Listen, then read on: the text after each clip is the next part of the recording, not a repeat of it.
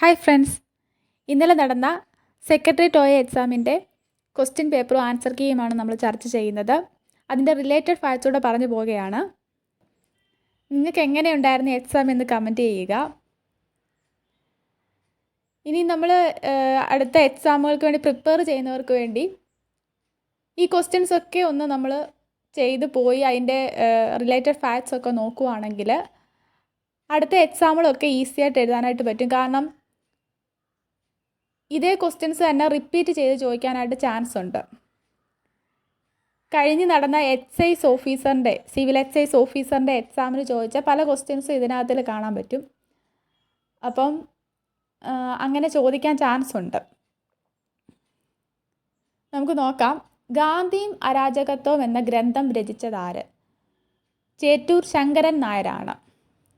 ചേറ്റൂർ ശങ്കരൻ നായരെ പറ്റി PSC റിപ്പീറ്റഡായിട്ട് ചോദിക്കാറുള്ള വേറൊരു ക്വസ്റ്റ്യനും കൂടെ.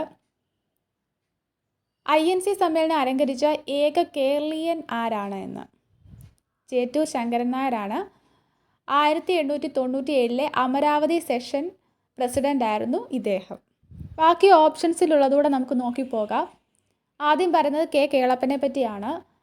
K കേളപ്പനെ പറ്റി PSC ചോദിക്കാറുണ്ട്. കേരള ഗാന്ധി എന്നറിയപ്പെടുന്നത് ആര്, അല്ലെങ്കിൽ ഗാന്ധിജിയുടെ കേരളത്തിലെ പ്രതിപുരുഷൻ എന്ന് വിശേഷിപ്പിക്കപ്പെടുന്ന നേതാവ് ആരാണ് എന്നൊക്കെ ചോദിക്കാറുണ്ട്. K കേളപ്പനാണ്. അതുപോലെ NSSൻ്റെ ആദ്യ പ്രസിഡൻ്റായിട്ട് സേവനമനുഷ്ഠിച്ചു. ഗുരുവായൂർ സത്യാഗ്രഹത്തിന് നേതൃത്വം കൊടുത്തതും K കേളപ്പനാണ്. അദ്ദേഹം ഗുരുവായൂർ സത്യാഗ്രഹ കമ്മിറ്റിയുടെ സെക്രട്ടറി ആയിരുന്നു. അതുപോലെ മലപ്പുറം ജില്ല രൂപീകരിച്ചപ്പോൾ കൊച്ചു പാകിസ്ഥാൻ എന്ന് അഭിപ്രായപ്പെട്ടത് K കേളപ്പനാണ്. തപാൽ സ്റ്റാമ്പിൽ അദ്ദേഹം പ്രത്യക്ഷപ്പെട്ടത് 1990 ഓഗസ്റ്റ് 24-നാണ്. അതുപോലെ K കേളപ്പൻ ഏത് പത്രത്തിൻ്റെ മുഖ്യ പത്രാധിപരായിരുന്നു എന്ന് ചോദിക്കാറുണ്ട്. മാതൃഭൂമി പത്രത്തിൻ്റെ പത്രാധിപരായിരുന്നു. അടുത്തത് KP കേശവ മേനോനെ പറ്റിയാണ് പറയുന്നത്. കേരളത്തിൻ്റെ വന്ധ്യവയോധികൻ എന്നറിയപ്പെടുന്നത് ആരാണ് എന്ന് ചോദിക്കാറുണ്ട്. KP കേശവ മേനോനാണ്. അദ്ദേഹം മാതൃഭൂമി പത്രത്തിൻ്റെ സ്ഥാപകനാണ്. 1923 അദ്ദേഹം മാതൃഭൂമി പത്രം സ്ഥാപിക്കുന്നത്. ഗാന്ധിജിയുടെ യങ് ഇന്ത്യ പത്രത്തിൻ്റെ മാതൃകയിൽ KP കേശവ മേനോൻ ആരംഭിച്ച പത്രമാണ് മാതൃഭൂമി. അതുപോലെ അദ്ദേഹത്തിൻ്റെ ആത്മകഥയാണ് കഴിഞ്ഞകാലം. അടുത്ത മുഹമ്മദ് അബ്ദുറഹ്മാൻ സാഹിബിനെ പറ്റിയാണ്. കേരളത്തിൻ്റെ സുഭാഷ് ചന്ദ്രബോസ് എന്നറിയപ്പെടുന്നത് അദ്ദേഹമാണ്. അതുപോലെ അദ്ദേഹത്തിൻ്റെ പത്രം എപ്പോഴും ചോദിക്കാറുണ്ട് അൽ അമീൻ. അൽ അമീൻ എന്ന പത്രം സ്ഥാപിച്ചത് ആരാണ് എന്ന് ചോദിക്കാറുണ്ട്. ആരാണ്? മുഹമ്മദ് അബ്ദുറഹ്മാൻ സാഹിബാണ്. അദ്ദേഹം ഈ പത്രം പ്രസിദ്ധീകരിച്ച വർഷം 1924 കോഴിക്കോട് നിന്നാണ് പ്രസിദ്ധീകരിക്കുന്നത് എന്നും ഓർത്തിരിക്കുക. അടുത്തത് കേരള ചരിത്രത്തിലെ പ്രധാന സംഭവങ്ങളെ കാലഗണനാ ക്രമത്തിലാക്കാനാണ്. കുളച്ചൽ യുദ്ധം, ആറ്റിങ്ങൽ കലാപം, ശ്രീരംഗപട്ടണം സന്ധി, കുണ്ടറ വിളംബരം. അപ്പോൾ ആദ്യം ഇതിൽ ഏതാണ് വരുന്നത് നോക്കണം. അതിനെന്താണ് വർഷം അറിയണം. വർഷം ഞാൻ പറയാം ഓരോന്നിൻ്റെ. കുളച്ചൽ യുദ്ധം 1741 1741 ഓഗസ്റ്റ് 10 എന്ന് ഓർത്തിരിക്കുക. അതുപോലെ ആറ്റിങ്ങൽ കലാപം 1721 ശ്രീരംഗപട്ടണം സന്ധി 1793 കുണ്ടറ വിളംബരം 1800 1809. അപ്പോൾ അതായിരിക്കും ലാസ്റ്റ് വരുന്നത്. അപ്പം ലാസ്റ്റ് 4 എന്ന് വരുന്ന 2 ഓപ്ഷൻസേ ഉള്ളൂ, എയും സിയും. ഇനി അതിലേതാണ് വരുന്നത് നോക്കാൻ ആദ്യം വരുന്നത് ഏതാണ്? ലാസ്റ്റ് വരുന്നത് കുണ്ടറ വിളംബരമാണ്. ആദ്യം വരുന്നത് ഏതാണ്? 1721 വരുന്നത്. 1721 ആറ്റിങ്ങൽ കലാപമാണ്. അത് രണ്ടല്ലേ? അപ്പം 2 കിടക്കുന്നത് സി അല്ലേ? ഓപ്ഷൻ സി ആണ് ഇവിടുത്തെ ആൻസർ. മൂന്നാമത്തെ ക്വസ്റ്റിന് കുറച്ച് കൺഫ്യൂഷൻ വരുന്നതാണ്. എത്ര നമ്മൾ വായിച്ച് പഠിച്ചിട്ടുണ്ടെങ്കിലും SCERT പുസ്തകത്തിൽ നല്ല കൃത്യമായിട്ട് കൊടുത്തിട്ടുണ്ട്, എങ്കിലും കൺഫ്യൂഷൻ വരുന്നതാണ്. ഒന്നാം ലോകയുദ്ധം അതുപോലെ രണ്ടാം ലോകയുദ്ധമായിരിക്കും ഏറ്റവും കൂടുതൽ കൺഫ്യൂഷൻ വരിക. ഹിറ്റ്ലർ നമുക്കറിയാം തവിട്ട് കുപ്പായക്കാരാണ്. അതുപോലെ ബെനിറ്റോ മുസ്സോളിനി കരിങ്കുപ്പായക്കാരുമാണ് എന്ന് നമുക്കറിയാം. പക്ഷേ ബാക്കി 2 ഓപ്ഷൻ ഇച്ചിരി പ്രശ്നം വരുന്നതാണ്. അപ്പോൾ ഒന്നാം ലോക യുദ്ധം ശരിക്കും ഏതാണ്? ത്രികക്ഷി സഖ്യം, ത്രികക്ഷി സൗഹാർദ്ദമാണ്. രണ്ടാം ലോകയുദ്ധം വരുന്നത് അച്ചുതണ്ട് ശക്തികൾ, സഖ്യശക്തികൾ. അപ്പം ഏതാണ് കറക്റ്റ് വരുന്നത്? ഓപ്ഷൻ എ ആയിരിക്കും. അടുത്തത് പ്രധാന പത്രങ്ങളും നേതൃത്വം നൽകിയവരെയാണ് കൊടുത്തിട്ടുള്ളത് കോളത്തിൽ. മാച്ച് ചെയ്യാനാണ്. മിറാത്തുൽ അക്ബർ രാജാറാം മോഹൻ റോയുടെ പത്രമാണ്. കേസരി മറാത്ത ഇത് രണ്ടും ബാലഗംഗാധര തിലകിൻ്റെയാണ്. Commonweal Mrs Annie Besant, young India Mahatma Gandhi, അങ്ങനെയാണ് വരിക. അപ്പോൾ അങ്ങനെ ഓപ്ഷൻ വരുന്നത് ഏതാണ്? 1, 4, 2, 1 ഏതാണ് വരിക? അങ്ങനെയുള്ള 2 ഓപ്ഷൻസ് എയും ബിയും ഉണ്ട്. അപ്പം മൂന്നാമത്തെ നോക്കണം. മൂന്നാമത്തെ ഏതാണ്? 2 വരുന്നത്. അപ്പം ഓപ്ഷൻ ബി ആണ് ഇവിടെ ആൻസർ വരുന്നത്. ഇതിൻ്റെ പ്രത്യേകം പറയേണ്ടതില്ലല്ലോ, നമ്മുടെ SCERT പുസ്തകത്തിലുണ്ട്. അപ്പോൾ 9ഉം 10ഉം SCERT പുസ്തകം നന്നായിട്ട് പഠിച്ചിട്ട് പോവുക. അതിനകത്ത് നിന്നാണ് കൂടുതൽ ക്വസ്റ്റ്യൻസ് വരുന്നത്, ഹിസ്റ്ററിയൊക്കെ. അടുത്തത്, ഇന്ത്യൻ പാർലമെൻറ്റിൽ തുടർച്ചയായിട്ട് ഏറ്റവും അധികം ബഡ്ജറ്റ് അവതരിപ്പിച്ച റെക്കോർഡ് ആർക്കാണ്? നിർമ്മല സീതാരാമനാണ്. 2025 ബജറ്റും കൂടെ ചേർത്ത് 8 ബജറ്റാണ് അവതരിപ്പിച്ചത്. തുടർച്ചയായിട്ട് 8 ബജറ്റാണ് അവതരിപ്പിച്ചത്. നമ്മുടെ ധനകാര്യമന്ത്രിയാണ്. അതുപോലെ കോർപ്പറേറ്റ് അഫയേഴ്സ് കൈകാര്യം ചെയ്യുന്നത് നിർമ്മല സീതാരാമനാണ് എന്ന് ഓർക്കുക.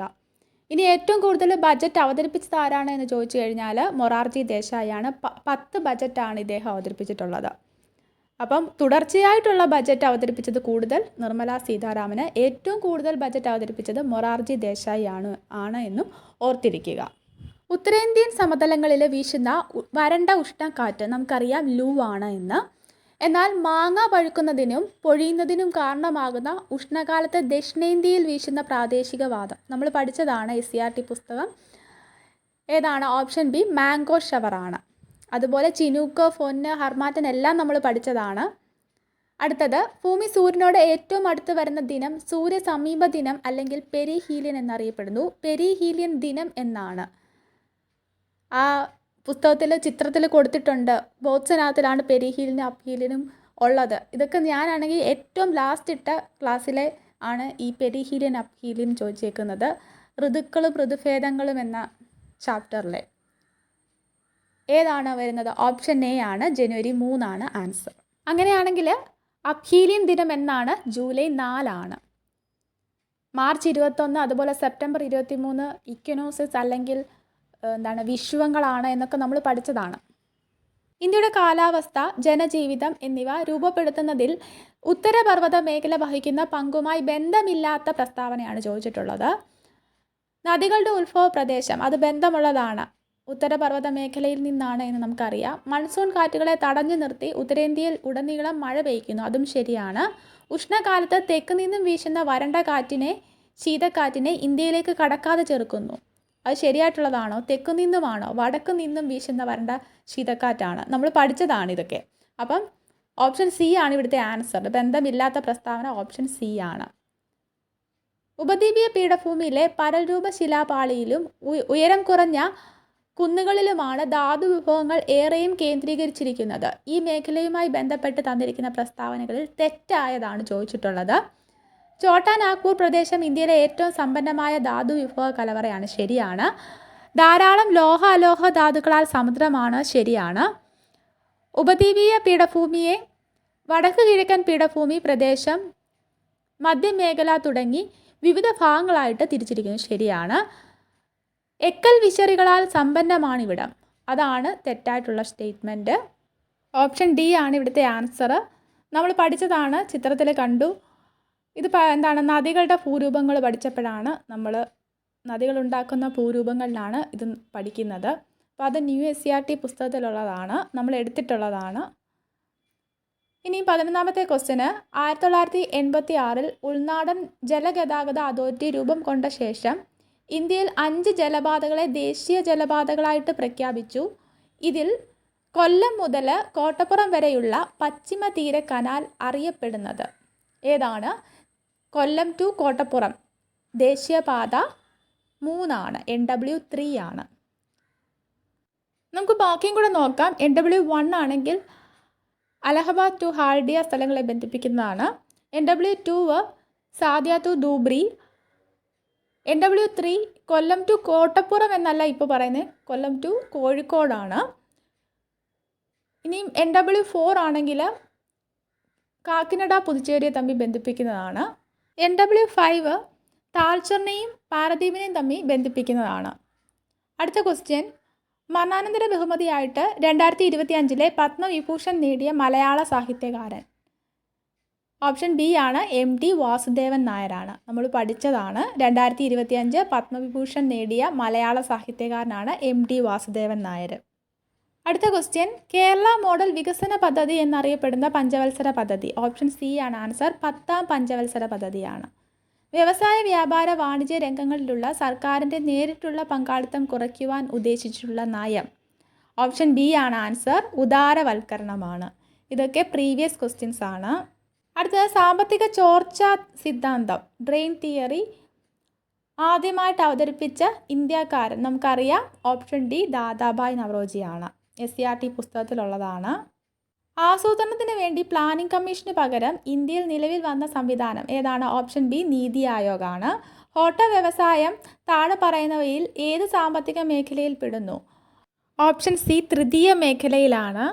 18ാമത്തെ ക്വസ്റ്റ്യന്, നെൽകൃഷിയുമായിട്ട് ബന്ധപ്പെട്ട ശരിയായ പ്രസ്താവന തിരഞ്ഞെടുക്കുക. 4 പ്രസ്താവനകൾ കൊടുത്തിട്ടുണ്ട്. അതിൽ ശരിയായിട്ടുള്ള പ്രസ്താവന തിരഞ്ഞെടുക്കാനാണ്.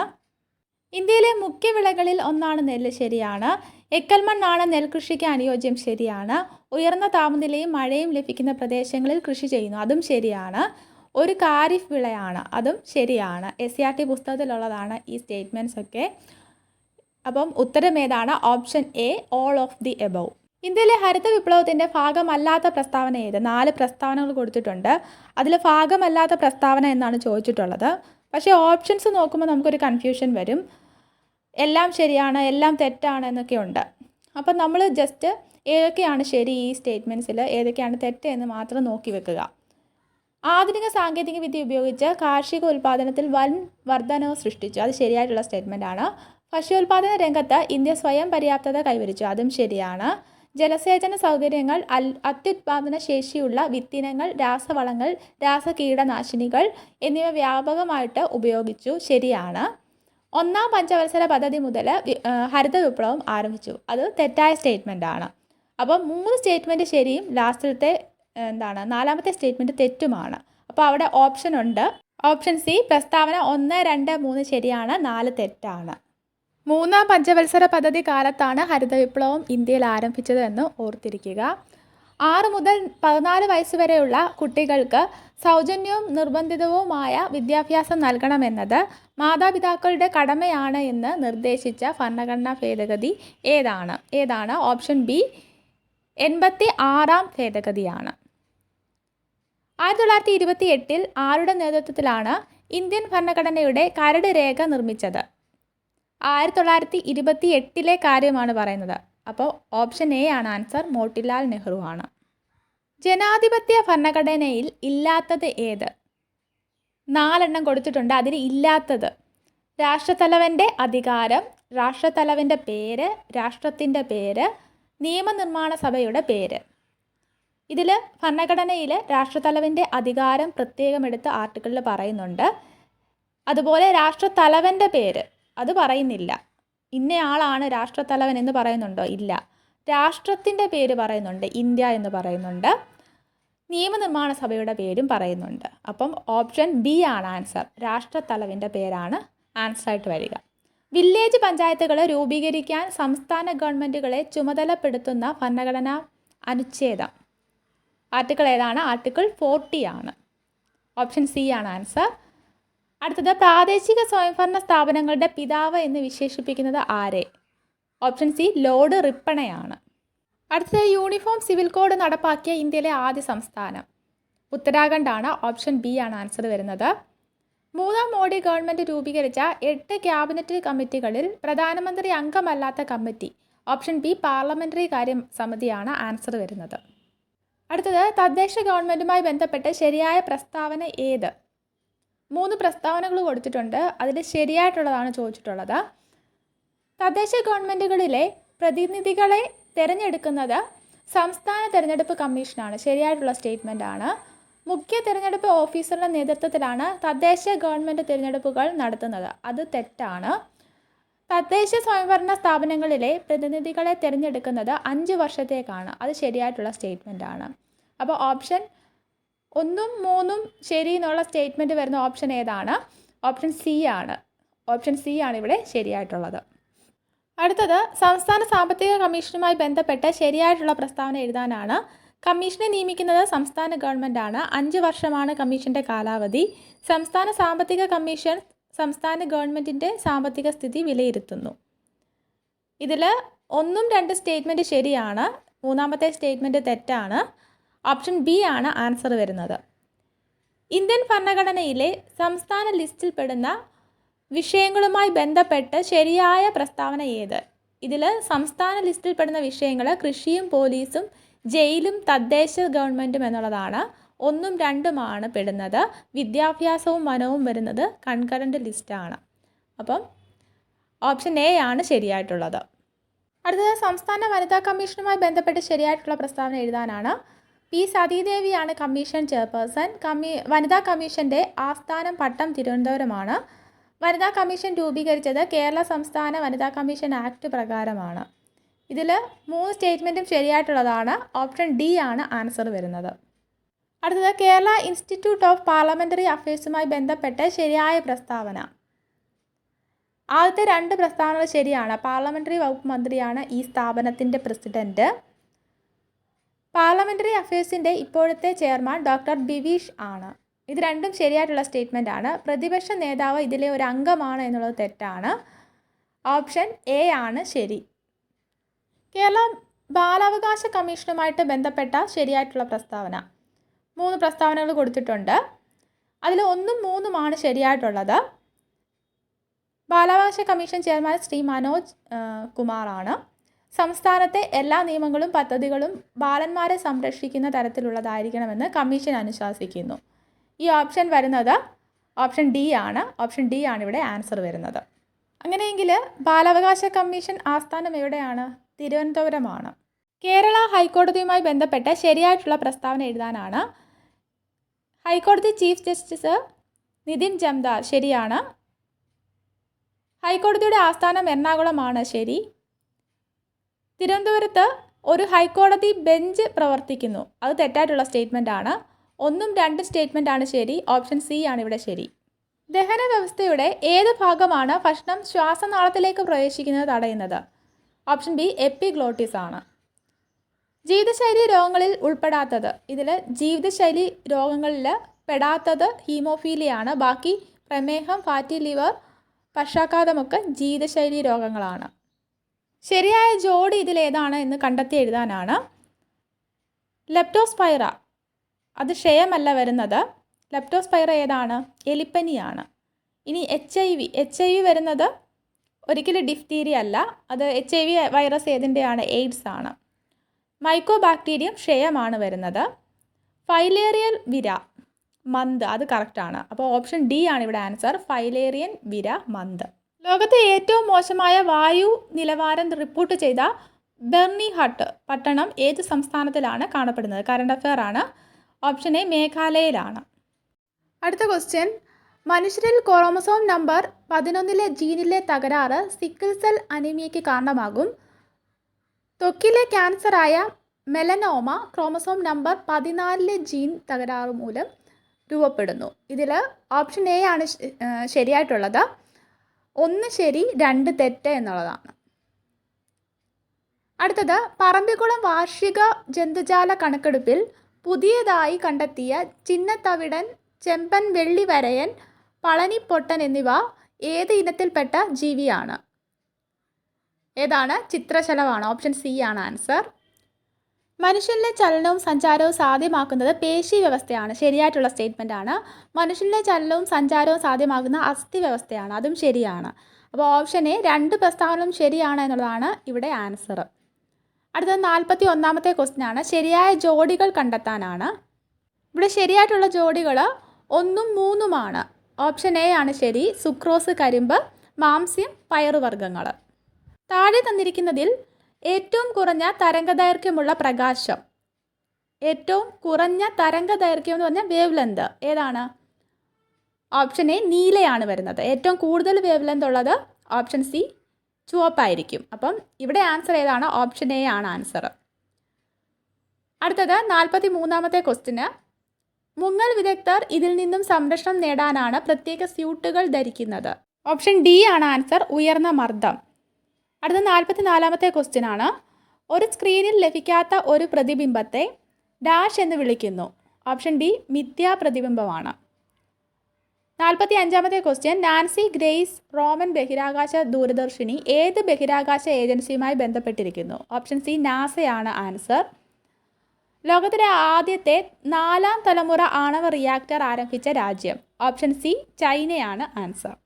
അടുത്തത്, മർദ്ദം സ്ഥിരമായിരുന്നാൽ താപനില വർദ്ധിക്കുമ്പോൾ നിശ്ചിത മാസ് വാതകത്തിൻ്റെ വ്യാപ്തത്തിന് എന്ത് സംഭവിക്കും? ഓപ്ഷൻ ബി ആണ് ആൻസർ. വ്യാപ്തം വർദ്ധിക്കുന്നു. ചുവടെ കൊടുത്തിരിക്കുന്നവയിൽ രാസമാറ്റത്തിന് ഉദാഹരണം? ഓപ്ഷൻ സി ഇരുമ്പ് തുരുമ്പിക്കുന്നു എന്നുള്ളതാണ് രാസമാറ്റം, കെമിക്കൽ ചേഞ്ച്. ബാക്കിയെല്ലാം ഫിസിക്കൽ ചേഞ്ച് ആണ്. ഏത് റേഞ്ചിലുള്ള pH വാല്യൂ ആണ് ആസിഡ് സ്വഭാവം ഉള്ളതായിട്ട് പരിഗണിക്കുന്നത്? ഓപ്ഷൻ എ pH 0 മുതൽ 7 വരെ എന്നുള്ളതാണ്. 3 ദൗത്യങ്ങളിലായി സുനിത വില്യംസ് ബഹിരാകാശത്ത് ചെലവഴിച്ച ദിവസങ്ങൾ 608 ആണ്. എന്നാൽ 675 ദിവസം ബഹിരാകാശത്ത് ചെലവഴിച്ച US ബഹിരാകാശ സഞ്ചാരി ആരാണ്? Peggy Wilson. ഓപ്ഷൻ ബി ആണ് ശരി. കേന്ദ്ര ധനകാര്യ വകുപ്പ് മന്ത്രി ആരാണ്?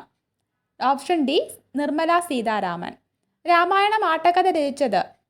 ഓപ്ഷൻ സി കൊട്ടാരക്കര തമ്പുരാനാണ്. കേരള നടനം എന്ന കലാരൂപത്തിൻ്റെ ഉപജ്ഞാതാവ്? ഓപ്ഷൻ എ ഗുരു ഗോപിനാഥാണ്. പയ്യോളി എക്സ്പ്രസ് എന്നറിയപ്പെടുന്നത്? PT ഉഷ. ഓപ്ഷൻ ഡി ആണ് ആൻസർ. സ്ത്രീകളുടെ ശബരിമല എന്നറിയപ്പെടുന്ന ക്ഷേത്രം ഏതാണ്? ഓപ്ഷൻ ബി ആറ്റുകാൽ ക്ഷേത്രമാണ്. ജയദേവൻ്റെ ഗീതാ ഗോവിന്ദം ദേവഗീത എന്ന പേരിൽ മലയാളത്തിലേക്ക് പരിഭാഷപ്പെടുത്തിയത് ആര്? ഓപ്ഷൻ എ ചങ്ങമ്പുഴ കൃഷ്ണപിള്ളയാണ്. കേരള ഒളിമ്പിക് അസോസിയേഷൻ്റെ ഇപ്പോഴത്തെ അധ്യക്ഷൻ ആരാണ്? ഓപ്ഷൻ സി ആണ് ആൻസർ. വി സുനിൽകുമാർ ആണ്. അടുത്ത ക്വസ്റ്റ്യൻ. ഇക്കോ ടൂറിസം പോയിന്റായി പ്രഖ്യാപിക്കാൻ പോകുന്ന കിദൂർ പക്ഷിഗ്രാമം ഏത് ജില്ലയിലാണ്? ഓപ്ഷൻ ഡി ആണ് ആൻസർ. കാസർഗോഡ്. താഴെ കൊടുത്തിരിക്കുന്ന പട്ടികയിൽ നിന്ന് ശരിയായവ തിരഞ്ഞെടുക്കാനാണ്. ഇതിൽ പ്ലോട്ടർ നമുക്കറിയാം ഔട്ട്പുട്ട് ഡിവൈസ് ആണ്. ബാക്കി റാം വോളറ്റൈൽ മെമ്മറി തന്നെയാണ്.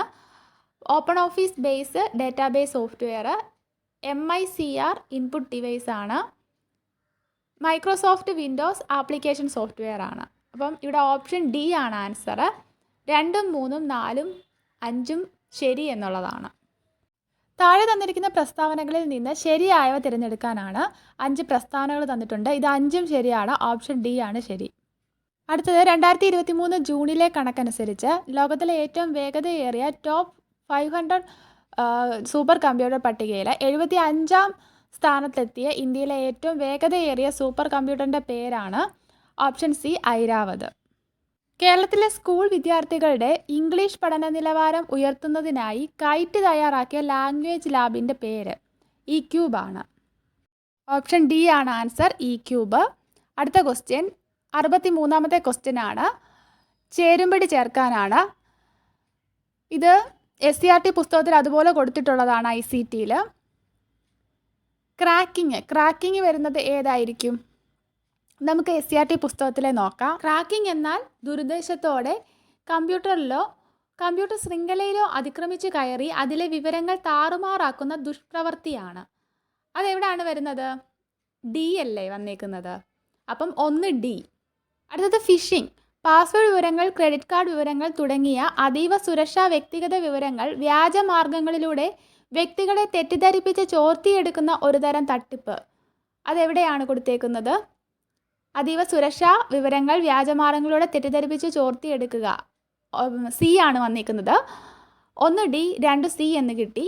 ഇനി സൈബർ സ്ക്വാട്ടിംഗ് വരുന്നത് ഔദ്യോഗിക വെബ്സൈറ്റ് എന്ന് തെറ്റിദ്ധരിപ്പിച്ച് വ്യാജ വെബ്സൈറ്റുകളും വിലാസങ്ങളും തയ്യാറാക്കുന്ന പ്രവർത്തനം.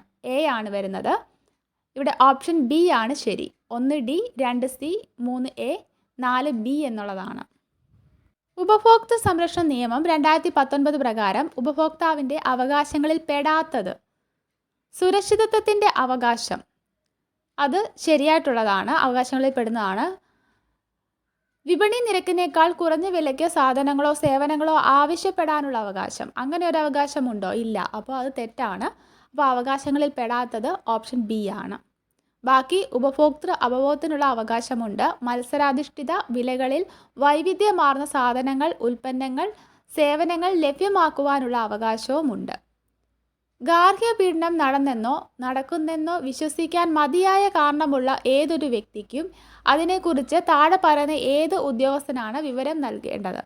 ആർക്കാണ്? പ്രൊട്ടക്ഷൻ ഓഫീസർക്കാണ്. അടുത്തത്, കേന്ദ്ര ഇൻഫർമേഷൻ കമ്മീഷന്റെ ഘടന താഴെ പറയുന്നവയിൽ ഏത്? ചീഫ് ഇൻഫർമേഷൻ കമ്മീഷണറും 10ൽ കവിയാത്ത അത്രയും എണ്ണം കേന്ദ്ര ഇൻഫർമേഷൻ കമ്മീഷണർ. അത് ബാക്കി ഇനി നോക്കണ്ട, നമുക്കറിയാമല്ലോ മൊത്തം 11 ഒരു ചീഫ് ഇൻഫർമേഷൻ കമ്മീഷണറും ബാക്കി ഇൻഫർമേഷൻ കമ്മീഷണർമാരും കൂടെ 10 ഇൻഫർമേഷൻ കമ്മീഷണറും കൂടെ ചേർന്ന് 11 പേരാണ് എന്ന് നമുക്കറിയാം. അപ്പം ഓപ്ഷൻ എ ആണ് കറക്റ്റ്. ലൈംഗിക കുറ്റകൃത്യങ്ങളിൽ നിന്നും കുട്ടികളെ സംരക്ഷിക്കുന്നതിനുള്ള നിയമം 2012 പോക്സോ ആക്ട് പ്രകാരം കുട്ടിയുടെ മൊഴി രേഖപ്പെടുത്തുന്നതുമായിട്ട് ബന്ധപ്പെട്ട് ശരിയല്ലാത്തതാണ് ചോദിച്ചിരിക്കുന്നത്. 4 സ്റ്റേറ്റ്മെൻറ്റ് തന്നിട്ടുണ്ട്, അതിൽ ശരിയല്ലാത്തതാണ്. അപ്പോൾ ഇവിടെ വളരെ കൺഫ്യൂഷനാക്കുന്ന സ്റ്റേറ്റ്മെൻറ്റ്സ് ആണ്. അപ്പം എനിക്ക് തോന്നുന്നു ഡി ആണെന്ന്. അന്വേഷണം നടത്തുന്ന പോലീസ് ഉദ്യോഗസ്ഥൻ കുട്ടിയെ പരിശോധിക്കുമ്പോൾ കുട്ടി ഒരു കാരണവശാലും പ്രതിയുമായി സമ്പർക്കത്തിൽ വരുന്നില്ല എന്ന് ഉറപ്പാക്കേണ്ടത്. അതാണെന്ന് തോന്നുന്നു. പോലീസ് ഉദ്യോഗസ്ഥൻ കുട്ടിയെ പരിശോധിക്കുന്നു എന്ന് പറയുമ്പോൾ ഡോക്ടറല്ലേ പരിശോധിക്കേണ്ടത്, അപ്പോൾ അതാണെന്ന് തോന്നുന്നു. ഇനി 68ാമത്തേത്, ദേശീയ മനുഷ്യാവകാശ കമ്മീഷൻ ഏത് നിയമപ്രകാരമാണ് സ്ഥാപിതമായത്? ഓപ്ഷൻ സി ആണ് വരുന്നത്. മനുഷ്യാവകാശ സംരക്ഷണ നിയമം 1993. ഇന്ത്യയുടെ 58ാമത് കടുവാ സംരക്ഷണ കേന്ദ്രമായിട്ടുള്ള മാധവ് നാഷണൽ പാർക്ക് എവിടെയാണ്? ഓപ്ഷൻ എ മധ്യപ്രദേശിലാണ്. 2015 ഐക്യരാഷ്ട്രസഭ സൃഷ്ടിച്ച സുസ്ഥിര വികസന ലക്ഷ്യങ്ങളിൽ ഉൾപ്പെടുന്നവ ഏത്? അത് എനിക്കൊരു കൺഫ്യൂഷനുള്ളതാണ്. ദാരിദ്ര്യമില്ല എന്ന് വന്നതുകൊണ്ടൊരു കൺഫ്യൂഷനുണ്ട്.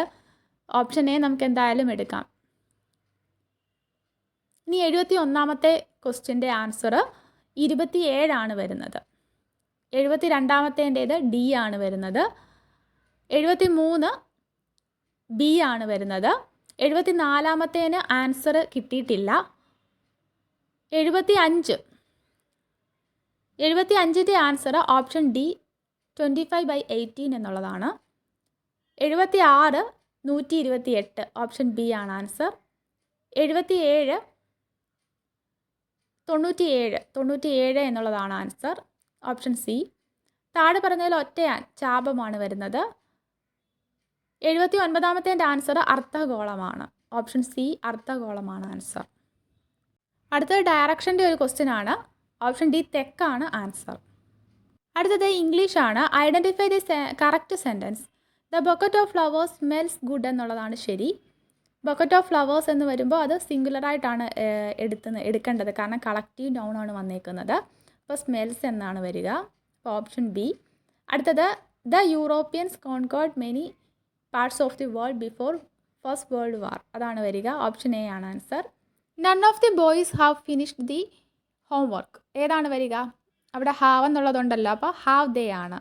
നൺ വന്നതുകൊണ്ട് ഒരിക്കലും നെഗറ്റീവ് ടാഗ് വരത്തില്ല, പോസിറ്റീവ് ടാഗേ വരത്തുള്ളൂ. ഹാവ് ദേ ആണ് വരുന്നത്. If it rains tomorrow we dash at home, will stay ആണ് വരിക. ഫ്യൂച്ചർ ടെൻസ് ആണ് വരിക. ഇനി 85ാമത്തെ ക്വസ്റ്റ്യൻ ആണ്. Alex said I have finished my task. Choose the correct conversation into indirect സ്പീച്ചിലോട്ടാക്കാനാണ്. Alex said that he had finished his task എന്നാണ് വരിക. അപ്പം ഓപ്ഷൻ ഡി ആണ് ആൻസർ. അടുത്തത് വൊക്കാബുലറി പാർട്ടിൽ നിന്നുള്ളതാണ്. Meaning to, closest in meaning to, delinquent. Option B criminal ആണ് വരിക. ആൻറ്റോണിം ഓഫ് ഡെറലിക്റ്റ്, ഡെറലിക്റ്റിൻ്റെ ആൻറ്റോണിം വരുന്നത് അറ്റൻറ്റീവ് ആണ്. ഓപ്ഷൻ സി ആണ് വരുന്നത്. The teacher asked the students to dash their assignment before submitting it. Option A look over ആണ് വരിക. A handwriting that cannot be read. Option B illegible ആണ്. A handwriting that cannot be read illegible ആണ് വരിക. ഇനി ഇഡിയമാണ്. On cloud 9.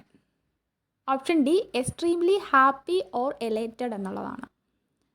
അടുത്തത് മലയാളമാണ്. താഴെ തന്നിരിക്കുന്നവയിൽ എല്ലാ പദങ്ങളും ശരിയായിട്ടുള്ളവ. 1ഉം 3ഉമാണ് വരുന്നത്. പാഠവും അതിർത്തി പഠിതാവ് ശരിയായിട്ടാണ്. ശൃംഖല നിഷ്ഠ യഥാർത്ഥം ശരിയാണ്. വ്യവസ്ഥ സൃഷ്ടാവ് ഹാർദത്തിൽ സൃഷ്ടാവ് എന്നുള്ളത് സ്രഷ്ടാവ് എന്നാണ് എഴുതുന്നത്, അത് അന്നേരം തെറ്റി. അപ്പോൾ ഓപ്ഷൻ സി ആണ് ആൻസർ. ഇനി മഹോന്നതം പിരിച്ചെഴുതി കഴിഞ്ഞാൽ ഓപ്ഷൻ ഡി മഹാ അധികം ഉന്നതം എന്നാണ് വരിക. ജനങ്ങൾക്കിടയിൽ സ്വാധീനമുണ്ടായിട്ടും അനന്തുവിന് വിജയിക്കാനായില്ല. ഇട്ടിരിക്കുന്ന പദത്തിൻ്റെ വിപരീത പദമാണ് സ്വാധീനം, പരാധീനമാണ്. ഓപ്ഷൻ സി ആണ് ആൻസർ. ഇനി മേദിനി എന്ന വാക്കിന് സമാനമായിട്ടുള്ള പദം ഭൂമിയാണ്. വിലക്കി അധികം ഇല്ല എഴുതുന്നത് ഓപ്ഷൻ ഡി വിലക്കിയില്ല എന്നാണ്. ഇനി ശരിയായിട്ടുള്ള വാക്യം എഴുതാനാണ്. ജയിൽ മോചനത്തിന് ശേഷം ഏകദേശം 10 വർഷം അയാൾ ജീവിച്ചിരുന്നു. ഓപ്ഷൻ സി ആണ് ശരി. ബാക്കിയുള്ളതിലൊക്കെ ജയിൽ ആദ്യത്തേന് എയ്ക്കകത്ത് വന്നേക്കുന്ന തെറ്റെന്ന് പറയുന്നത് വർഷങ്ങളോളം എന്ന് പറയുന്നത് കൊണ്ടാണ്. ബിക്കകത്തിൽ ഏകദേശം ഓളം എന്ന് 2 ഇത് വന്നു. ബിക്കകത്തിലും ഡിയിലും അതുപോലെ തന്നെ ആ തെറ്റ് തന്നെയാണ് വന്നിരിക്കുന്നത്. അപ്പോൾ ഓപ്ഷൻ സി ആണ് ആൻസർ. അടുത്തത് ശരിയായ സ്ത്രീലിംഗ ശബ്ദമുള്ളവ കണ്ടെത്തുക. 1, 3 ശരി. സ്വാമി വരുന്നത് സ്വാമിനി എന്നാണ്. ബാക്കി 2 ശരിയാണ്. ഓപ്ഷൻ ബി ആണ് ഇവിടെ ശരി. ഇനി ഒറ്റപ്പദം കണ്ടെത്തുക. കാണുന്നയാൾ. കാണുന്നയാളിന് പറയുന്നത് പ്രേക്ഷകൻ എന്നാണ്. പ്രേക്ഷകനാണ് ശരി. Option D. അടുത്തത് 99ാമത്തെ ക്വസ്റ്റ്യൻ ആണ്. ടെറിട്ടോറിയൽ ഡോമിനേഷൻ എന്നത് മലയാളത്തിലേക്ക് പരിഭാഷപ്പെടുത്തിയാൽ പ്രാദേശിക ആധിപത്യം എന്നാണ് വരിക. ഉപകാരം ചെയ്തവരെ ദ്രോഹിക്കരുത് എന്നർത്ഥം വരുന്ന പഴഞ്ചൊല്ല് ഏത്? ഉണ്ട ചോറിൽ കല്ലിടരുത് എന്നുള്ളതാണ്. ഓപ്ഷൻ സി ആണ് ആൻസർ. വീഡിയോ ഉപകാരപ്പെട്ടെങ്കിൽ ലൈക്ക് ചെയ്യുക, ഷെയർ ചെയ്യുക. താങ്ക്സ്.